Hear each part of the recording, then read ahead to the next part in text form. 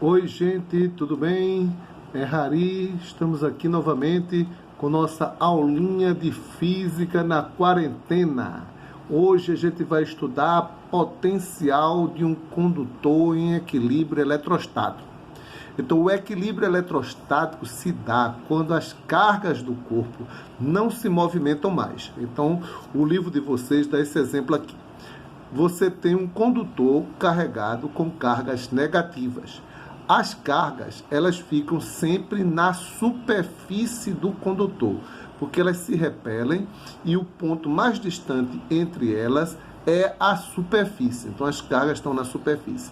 E elas estão paradas. Depois do equilíbrio, depois que elas chegam na superfície, elas não se movem mais. Quando as cargas não se movem mais, é porque não existe mais diferença de potencial entre elas, porque as cargas negativas, elas procuram os potenciais maiores, ou seja, a carga negativa procura o positivo, os potenciais maiores. Então, as cargas negativas não se movem mais, isso significa que todos os potenciais são iguais. Quando os potenciais são iguais, nós chamamos superfície equipotencial. Superfície equipotencial é quando os potenciais são iguais. Então, o potencial aqui da superfície, ele é constante e é igual ao potencial aqui dentro. Então, nós temos uma superfície equipotencial. Isso aqui, LF, chama-se linha de força. Então, isso aqui é um campo elétrico. É uma linha de campo elétrico. LF, uma linha de campo elétrico. Ok? E aqui é a superfície equipotencial. Então, na superfície equipotencial, a linha de força faz um ângulo de 90 graus. Tem que saber disso aí. Ela é perpendicular. Quando faz um ângulo de 90 graus, nós chamamos de perpendicular. Então, as linhas de campo elétrico, estão vendo que elas estão apontando para o negativo, é as linhas de força, certo? A linha de força, mas não é força, é linha de campo, é a linha de campo elétrico, linha de campo, ok? Elas formam um ângulo de 90 graus com a superfície, ok? Então, o importante é você saber o seguinte, que o potencial, ele é constante num condutor elétrico carregado, tanto no interior quanto na superfície, o potencial mesmo, ok? E a linha de força, ela é perpendicular à superfície equipotencial, tem que saber disso aí, ok? Aqui você já sabe que as linhas de força, elas, nas cargas negativas, elas vão chegando, né? Positiva, elas vão saindo. Aí aqui ele coloca um exemplo, certo? Exemplo de superfície equipotencial. Aqui você tem uma carga positiva, certo? Aí as linhas estão saindo, certo?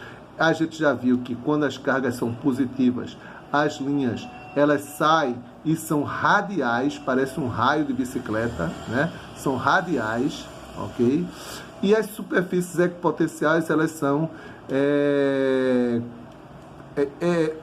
esféricas, elas são como círculos, né? Elas são esféricas, tá ok? São esféricas, tá vendo? Então, aí, elas variam. Mais distante, uma esfera maior. Mais próximo, uma superfície esférica menor. E mais para dentro, menor ainda, certo? Então, aqui nós temos três superfícies equipotenciais. V de A, quer dizer que em qualquer parte desse círculo menor aqui, o potencial vai ser V de A. Nesse aqui, V de B, certo? Potencial, qualquer parte desse círculo B aqui, vai ser V de B. E V de C, a mais distante. Então, esse aqui é um exemplo. Esse aqui é o mesmo exemplo, só que para a carga negativa, certo? É parecido, certo? A única coisa que varia é que aqui aponta para dentro, as linhas de força apontam de aproximação para a carga e aqui para fora, tá ok? O outro exemplo é de campo elétrico, aqui está as linhas de força, essas vermelhas, certo? Em campo elétrico uniforme, são linhas paralelas, igualmente espacejadas.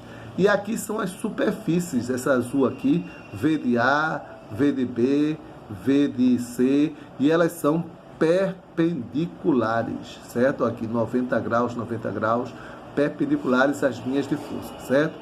Ok. Aí nós temos que o potencial, como as linhas de força, elas apontam para os potenciais menores negativos, né? As linhas de força. Então, o potencial maior é o de A. Se aproximou mais, diminuiu, menor, B. E o de C é o menor potencial que tem aqui. Então, ele coloca aqui V de A maior do que V de B, maior do que V de C. Muito bem. Aí aqui tem um exercício que a gente vai fazer, exercício resolvido, ok? Para não complicar muito, vamos fazer os exercícios resolvidos. Se vocês tiverem dúvidas sobre os exercícios propostos, aí quando a gente chegar em sala de aula, que a gente tem mais uma proximidade, a gente pode resolver os exercícios propostos, tá? Mas vamos ver esse resolvido aqui. No esquema ao lado são dadas as linhas de força de um campo elétrico uniforme e suas respectivas superfícies equipotenciais. Cadê? Aqui, ó. Linha de força é a vermelha, certo? E as superfícies equipotenciais, tá vendo? Aqui, pessoal, desse lado, tá apontando, certo? Vamos ver se está apontando. Tá, aqui, tá apontando, ok? Por que eu sei disso? Porque os potenciais estão diminuindo, certo? Quando eles diminuem, então eles estão indo para a parte negativa ou de menores potenciais, ok? Do campo elétrico. Muito bem.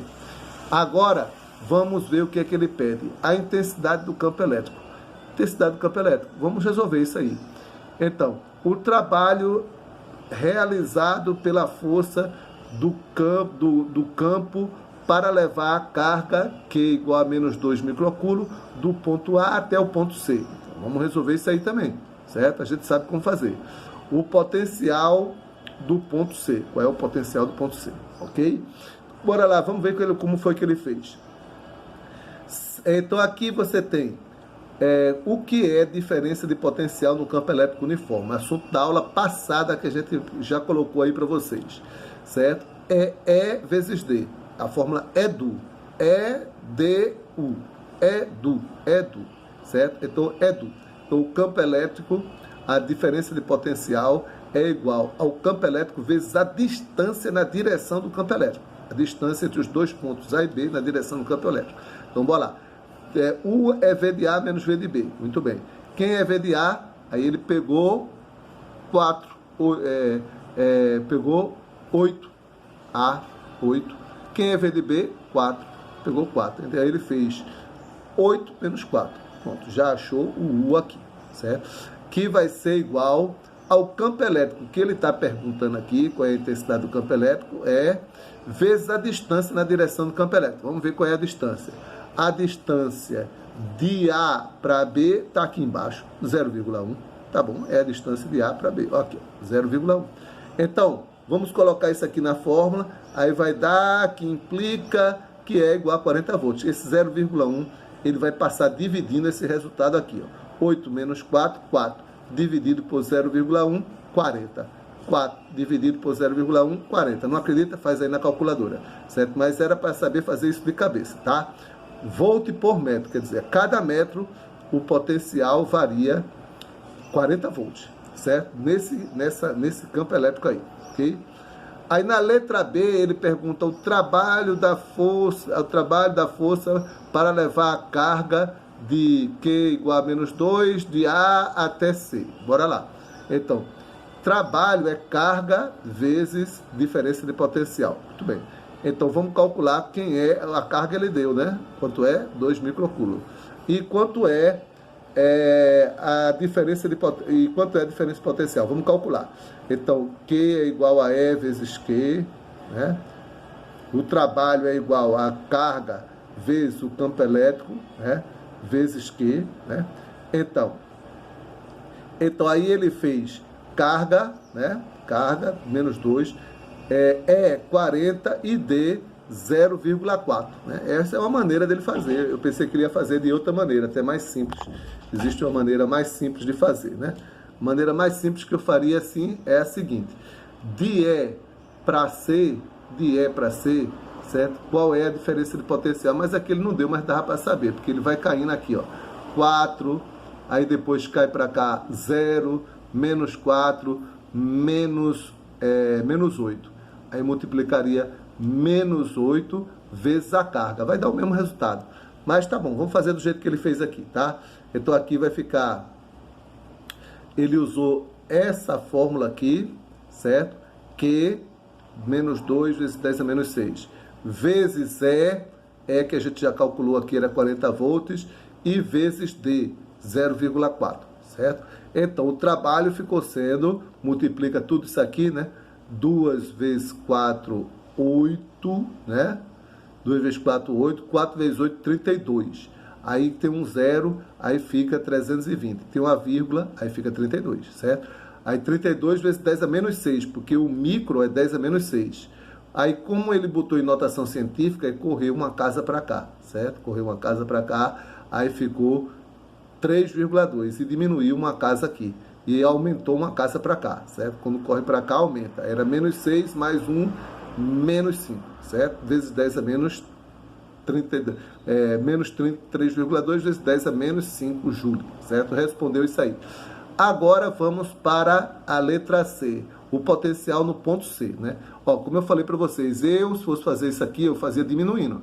Cada 0,1, ó, eu estou vendo que está caindo 4 volts, né? No uniforme, então aqui é 0, certo? Caiu de 8 para 4, depois de 4 para 0, menos 4 e aqui menos 8 pontos. Já encontrei a resposta. Mas ele fez diferente, ele fez assim. U é igual a diferença de potencial entre A e C é igual a E vezes D de AC. V de A menos V de C, V de A eu sei, mas V de C eu não sei. Aí fica escrito aqui. É igual a 40 vezes a distância de A para C, que é 0,4. É só contar 0,1, 0,1, 0,1, 0,4. Certo? Aí isso aqui vai dar V de C igual a menos 8 volts. O que é que ele fez aqui? Ele multiplicou esse vezes esse dá 16. Aí esse aqui passou para o outro lado, aí ficou 16 menos 8, ficou 8. Então menos C igual a 8. Menos V de C igual a 8. Então multiplicando por menos C, menos 1, aí fica V de C igual a menos 8. Pronto. Eu faria diferente. Ok, mas ele fez assim. Agora vamos ver o que é densidade superficial de carga. Rapidinho. Então, o que é a densidade superficial de carga? É a quantidade de carga que tem numa região dividido pela área. Então, se tiver assim, 50 coulombs de carga em 2 metros, qual é a densidade de carga? 50 coulombs dividido por 2. Aí vai dar quanto? Quanto é que vai dar? É por metro quadrado, né? Em 2 metros quadrados, porque é superfície. Vai dar 25 coulombs por metro quadrado, ok? Então, densidade superficial de carga é a quantidade de carga dividido pela área. Então, aqui nós vamos ter, então, o poder das pontas e a polarização dos dielétricos. Muito bem, poder da ponta e polarização dielétrica. É o seguinte, o campo elétrico, vamos ver aqui, o campo elétrico, ele não é constante, certo? Ao redor da carga. Se a carga não tiver uma superfície uniforme, não é constante. Então, você vê que essa região aqui, ó, essa região aqui, tem uma certa quantidade de carga, mas nessa ponta aqui tem mais carga. Quanto maior as pontas, maior as cargas, entende? Então, o campo elétrico ele é maior nas pontas, e esse é o poder das pontas, certo? Regiões que não tem muitas curvas, certo? Muitas curvas, então elas têm um campo elétrico mais ou menos constante. Agora, regiões que cheias de curvas, então o campo elétrico varia. O potencial é o mesmo, o campo elétrico é o mesmo, varia, ok? Ele depende da ponta. Agora vamos estudar a rigidez dielétrica. Então esse campo elétrico, ele pode ir crescendo, crescendo, crescendo, até você não poder mais manter uma estabilidade elétrica. Aí há uma descarga elétrica, certo? Porque o ar fica ionizado, né? O campo elétrico está muito forte, o ar fica ionizado, aí há uma descarga elétrica, né? Então, por isso que as pessoas, né, que trabalham com eletricidade usam botas, porque elas têm um isolamento muito maior do que o ar. Aí, se houver alguma descarga, eles não vão tomar choque por causa das botas, ok? Então o ar também é isolante, mas se você aumentar, aí o ar fica ionizado e há uma descarga elétrica, tá ok? Ok, então agora esse exercício aqui é um exercício teórico, eu acho que dá para vocês entenderem, e esse aqui também é um exercício também teórico, dá para vocês fazerem, ok? Vamos falar agora sobre raios, relâmpagos e trovão, né?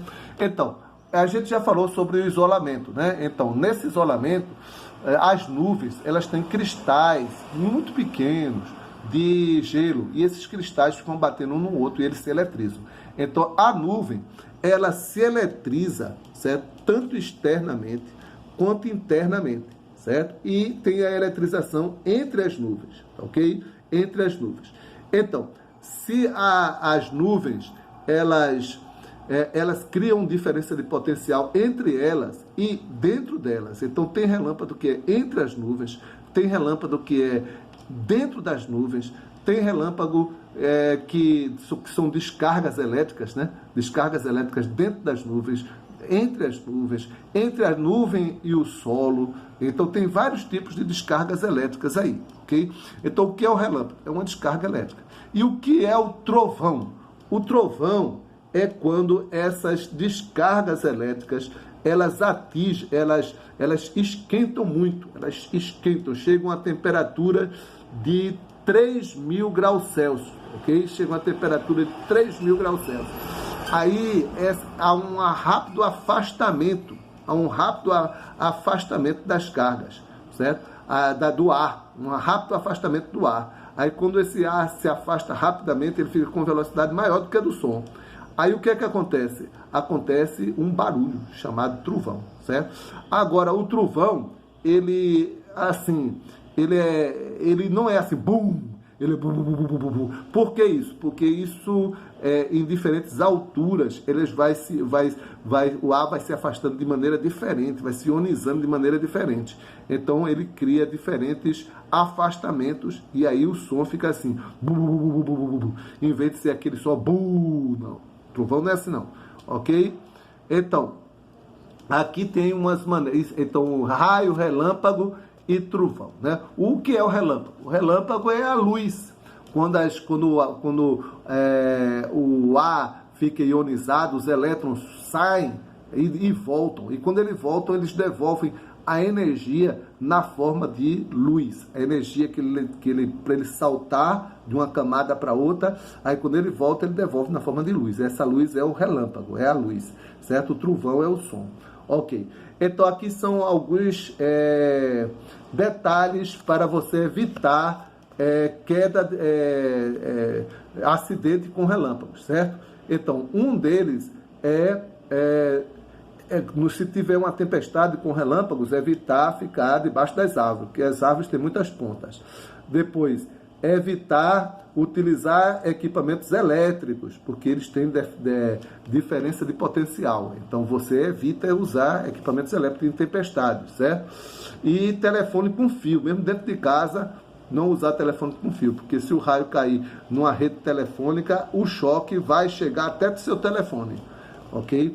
Não toque em equipamentos elétricos que estejam conectados à rede elétrica. Muito bem. Então, se você está chovendo, está relampeando, não vai tocar na geladeira, não vai tocar na televisão, tá ok? Que são equipamentos elétricos. Se cair um raio, você pode levar um choque. Se cair um raio no poste, na rede elétrica. Então, se você estiver no campo, olha, se você estiver no campo, sentir os seus cabelos arrepiados, você começar a se coçar, então é porque aí tem uma diferença de potencial muito grande. Aí ele ele diz que você deve se ajoelhar, ou seja, você deve se encolher todo, tem que evitar todas as pontas no seu corpo, não ficar com a cabeça para cima nem nada, porque se você se arrepiou e se está coçando é porque está para cair um raio na sua casa. Então você procura evitar isso aqui, ok? Ótimo bem. E ele, no efeito de ponta, ele dá o exemplo de para-raio, ok? Então é isso, pessoal. Esse assunto, vocês dão uma estudada nesse vídeo e se prepara porque eu vou fazer umas perguntinhas sobre isso, de verdadeiro e falso, ou botar uma atividade para vocês, ok? Muito obrigado, não deixe aí de dar o seu like no nosso canal, fazer sua inscrição, né? E qualquer dúvida, vocês me perguntam lá no Google Class, ou então manda alguma mensagem para o meu WhatsApp, ok? Até mais!